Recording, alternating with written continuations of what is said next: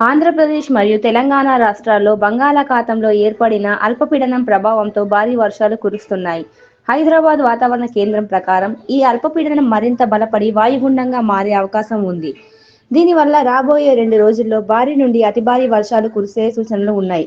ఆంధ్రప్రదేశ్ రాష్ట్రంలో 4 రోజుల పాటు వర్షాలు కురిసే అవకాశం ఉంది అని వాతావరణ శాఖ తెలిపింది.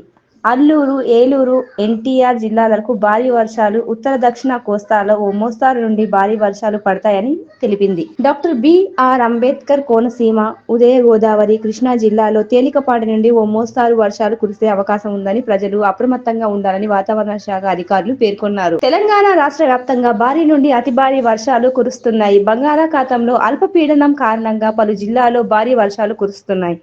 ముఖ్యంగా కామారెడ్డి జిల్లాలో రికార్డు స్థాయిలో వర్షపాతం నమోదైంది. భారీ వర్షాలు నేడు, రేపు కూడా కొనసాగుతాయని వాతావరణ శాఖ అధికారులు తెలిపారు. ఈ మేరకు 8 జిల్లాలకు ఆరెంజ్ అలర్ట్ జారీ చేశారు. హైదరాబాద్, కామారెడ్డి, మెదక్, మేడ్చల్, సిద్దిపేట, యాదాద్రి, రంగారెడ్డి, సంగారెడ్డి, నిజామాబాద్ జిల్లాలో భారీ నుండి అత్యంత భారీ వర్షాలు కురిసే అవకాశం ఉందన్నారు. ఇక మిగిలిన 24 జిల్లాలకు ఎల్లో అలర్ట్ జారీ చేశారు. అక్కడ మోస్తారు నుండి భారీ వర్షాలు కురిసే అవకాశాలు ఉన్నాయన్నారు. ఒడిశా తీరంలో ఏర్పడిన అల్పపీడనం కారణంగా కర్ణాటక, ఆంధ్రప్రదేశ్, తెలంగాణలో భారీ వర్షాలు కురుస్తున్నాయి.